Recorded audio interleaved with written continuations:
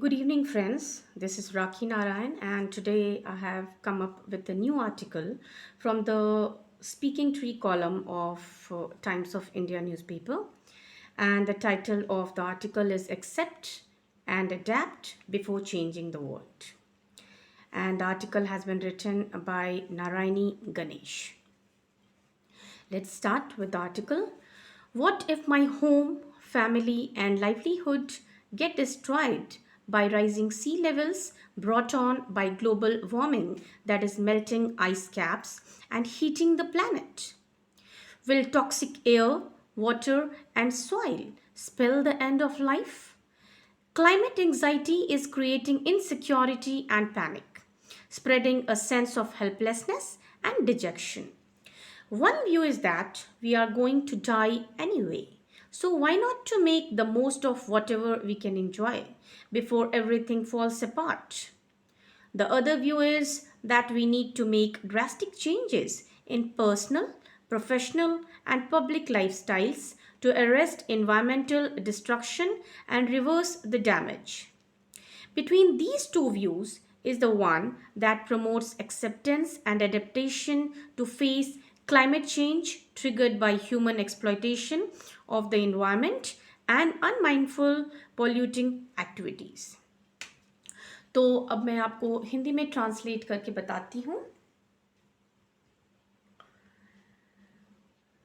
यहाँ पर लेखक कहते हैं कि यदि मेरा घर, परिवार और आजीविका ग्लोबल वार्मिंग के कारण बढ़ते समुद्र के स्तर से नष्ट हो जाता है, जो बर्फ की परतों को पिघला रही है और ग्रह को गर्म कर रही है, क्या जहरीली हवा, पानी और मिट्टी जीवन का अंत कर देंगे?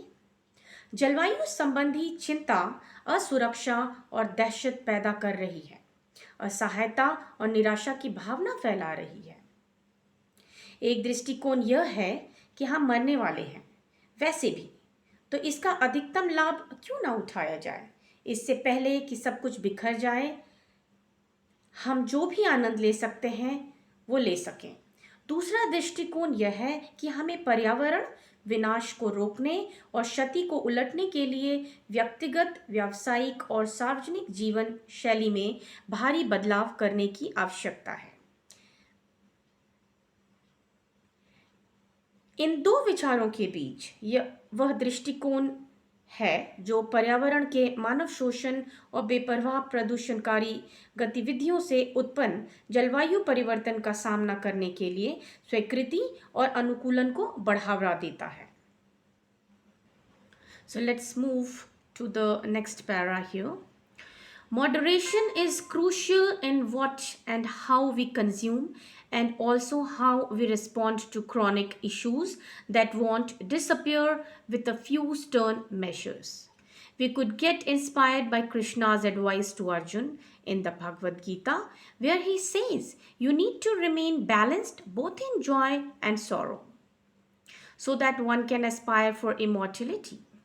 In this verse from chapter 2, immortality is a metaphor for personal evolvement that is akin to becoming immortal in spirit. When we remain balanced, there is less agitation, and the challenges we face in the material world can be responded to calmly and logically. In matters of climate change, global warming, species extinction, and loss of green cover, no individual can hope to reverse the process or make a big difference. तो मैं आपको इसका हिंदी में translate करके बताती हूँ। हम क्या और कैसे उपभोग करते हैं और इसमें संयम महत्वपूर्ण है। पुरानी समस्याओं पर प्रतिक्रिया करना जो कुछ कठोर उपायों से गायब नहीं होगी। हम कृष्ण से प्रेरणा ले सकते हैं। भगवत गीता में अर्जुन को सलाह, जहां वह कहते हैं कि आपकी खुशी और दुख दोनों में संतुलित रहने की जरूरत है ताकि कोई अमरता की आकांक्षा कर सके। अध्याय 2 के इस श्लोक में अमरता व्यक्तिगत विकास का एक रूपक है जो आत्मा में अमर होने के समान है। जब हम संतुलित रहते हैं तो कम उत्तेजना होती है और भौतिक दुनिया में हमारे सामने आने वाली चुनौतियों का शांति और तार्किक रूप से जवाब दिया जा सकता है। जलवायु परिवर्तन के मामलों में वैश्विक वार्मिंग, प्रजातियों के विलुप्त होने और हरित आवरण के नुकसान के कारण कोई भी व्यक्ति इस प्रक्रिया को पलटने या कोई बड़ी उपलब्धि हासिल करने की उम्मीद नहीं कर सकता है। So let's move to the third para. Even if we follow green practices in our daily lives, the large scale destruction caused by industrial practices, businesses, and government policies are beyond our control. Here, collective people's movements may help influence the trajectory in the very long term. In the meantime, the art of acceptance and adaptation can help us navigate the crisis and survive. Acceptance and adaptation require personal resolve, strength, patience, and deep understanding. Arjun had to fight against his will for the larger good to overcome negative forces and establish dharma. Similarly, we need to find ways to accept the fact that we have been remiss in nature conservation, which is why we are experiencing its negative effects. Acceptance does not mean we are shirking from the responsibility of speaking out or acting against eco destruction. चलिए तो मैं आपको इसका Hindi translation बताऊं। भले ही हम अपने दैनिक जीवन में हरित प्रथाओं का पालन करें, औद्योगिक प्रथाओं, व्यवसायों और सरकारी नीतियों के कारण बड़े पैमाने पर होने वाला विनाश हमें हमारे नियंत्रण से बाहर है। यहाँ सामूहिक जन आंदोलन से मदद मिल सकती है, बहुत लंबी अवधि में प्रक्षेप पथ को प्रभावित करते हैं। इस बीच स्वीकृति और अनुकूलन की कला हमें संकटों से निपटने और जीवित रहने में मदद कर सकती है। स्वीकृति एवं अनुकूलन, इसके लिए व्यक्तिगत संकल्प, शक्ति, धैर्य और गहरी समझ की आवश्यकता है। अर्जुन को व्यापक भलाई के लिए नकारात्मक शक्तियों पर काबू पाने और धर्म की स्थापना के लिए अपनी इच्छा के विरुद्ध युद्ध करना पड़ा था। इसी तरह हमें इस तथ्य को स्वीकार करने के तरीके खोजने की जरूरत है कि हम प्रकृति संरक्षण में लापरवाही बरत रहे हैं, जिसके कारण हम इसके नकारात्मक प्रभावों का अनुभव भी कर रहे हैं। स्वीकार करने का मतलब यह नहीं है कि हम अपनी जिम्मेदारी से भाग रहे हैं। पर्यावरण विनाश के विरुद्ध बोलना या कार्य करना। So let's start with the next paragraph.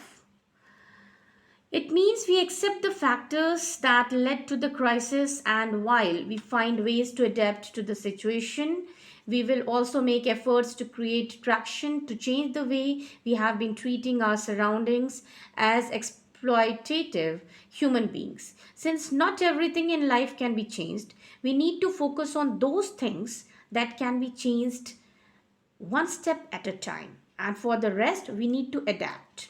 The story of evolution is all about adaptation, and species who learn to adapt survive.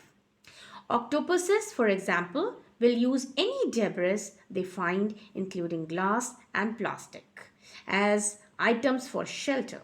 Migratory fish move to colder and deeper waters to survive. Adaptation helps us to discover new ways to survive. It inspires reflection and the gaining of inner strength to deal better with externalities. तो मैं आपको इसका हिंदी में translation करके बताती हूँ। इसका मतलब है कि हम उन कारकों को स्वीकार करते हैं जिनके कारण संकट पैदा हुआ, और साथ ही में हम स्थिति के अनुकूल ढलने के तरीके ढूंढते हैं। हम अपने आसपास के लोगों के साथ शोषणकारी व्यवहार करने के तरीके को बदलने के लिए प्रयास भी करेंगे। चूंकि जीवन में हर चीज को बदला नहीं जा सकता, इसलिए हम उन चीजों पर ध्यान केंद्रित करने की जरूरत है जिन्हें एक समय में एक कदम पर बदला जा सकता है, और बाकी हमें अनुकूलन की जरूरत है। विकास की कहानी अनुकूलन के बारे में है, और जो प्रजातियां अनुकूलन करना सीख जाती हैं वो जीवित रहती हैं। उदाहरण के लिए ऑक्टोपस कांच और प्लास्टिक सहित पाए जाने वाले किसी भी मलबे का उपयोग आश्रय के लिए वस्तुओं के रूप में करते हैं। प्रवासी मछलियां अधिक ठंडे पानी और गहरे पानी की ओर बढ़ती हैं। अनुकूलन हमें जीवित रहने के लिए नए तरीके खोजने में मदद करता है। यह बाह्यताओं मतलब बाहरी कारकों से बेहतर ढंग से निपटने के लिए चिंतन और आंतरिक शक्ति प्राप्त करने के लिए प्रेरित करता है।